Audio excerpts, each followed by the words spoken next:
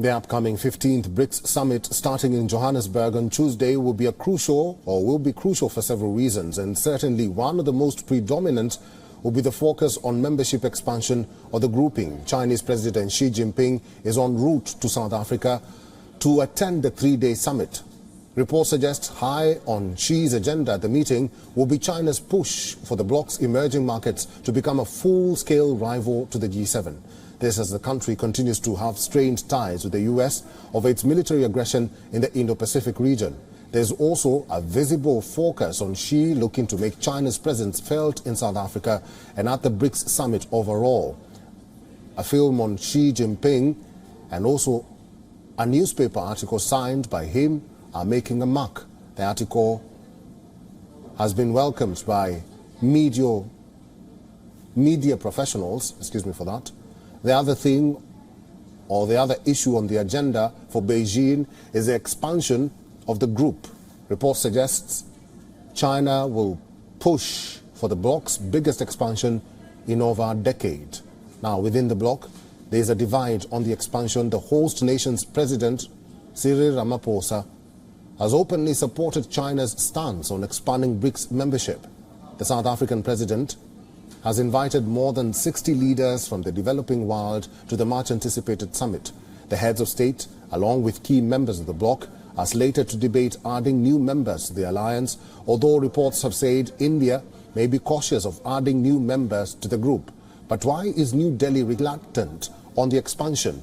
Internal geopolitical tensions with Beijing may have something to do with the matter, and in the run-up to the summit, tensions are mounting over whether the BRICS should be a non-aligned club for the economic interests of developing countries or a political force that openly challenges the West.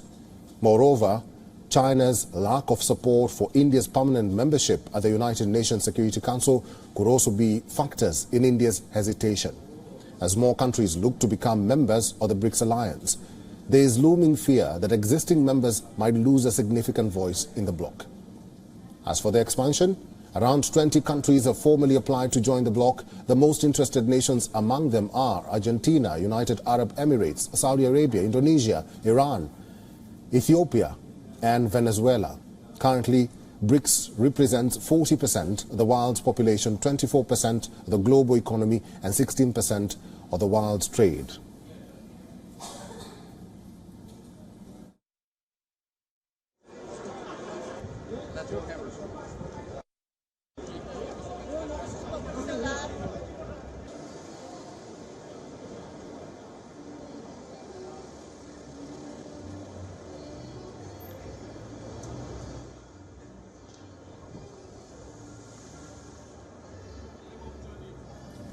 And for more on this, we are now being joined live by Adel Nazarian, Media Fellow, Gold Institute for International Strategy from Washington, D.C. Adel, good to see you and welcome to WION The World is One. There is speculation that China is pushing for a BRICS grouping to take, on the West or even G7. What do you make of that statement? And is there any truth to that? So it's a great question, Eric. Great to be back on with you again. You know, there is some that are suggesting that Xi Jinping is not trying to outcompete America in the existing liberal international order that is dominated by the U.S., but that he wants to change it into a more Sino-centric one. Of course, I don't think anyone who's seeing this necessarily agrees. I think it absolutely is a competition. And I believe that you yourself pointing out that India has also raised concerns. The fact that BRICS, which was established founded in 2009, right, already with Brazil, Russia, India, China, and South Africa alone accounts for more than 40% of the global population. And with Saudi Arabia applying, of course, you have Iran, Algeria, Egypt, Argentina, Indonesia, UAE, as you mentioned, all also applying for membership, that this is only set to expand. And I believe that the reason why this is actually, in fact, a way to compete with the U.S. is because America currently, unfortunately, is in a position of rather weakness on a global scale, reputationally, image-wise, optics, and frankly, economically. So China has seen an opportunity here to lead the path along with Russia to come in and to take an approach through BRICS that may actually swing the pendulum, so to speak, more in the direction of that region and their leadership. as opposed to a US-dominated, Western-dominated alliance. Adele, let me ask you this. There's a split debate between the leaders of the BRICS of whether to, include all these nations which have applied to join the BRICS, forum. How do you think this will play out when the summit begins tomorrow?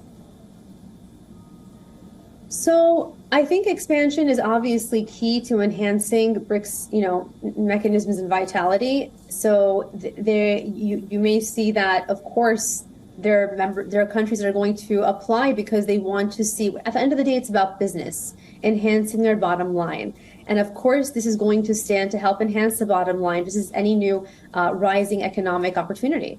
So the question now becomes, is BRICS going to actually play the exclusivity club, and rather than accepting everyone who tries to apply, sort of not make it more of an exclusive club and not everyone can get in? We're going to see how that's going to unfold.